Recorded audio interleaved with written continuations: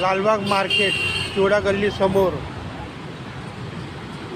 मी महेंद्र जगन्नाथ तावडे लालबाग येथून बोलत आहे. आता मी आहे गरम कड्यासमोर.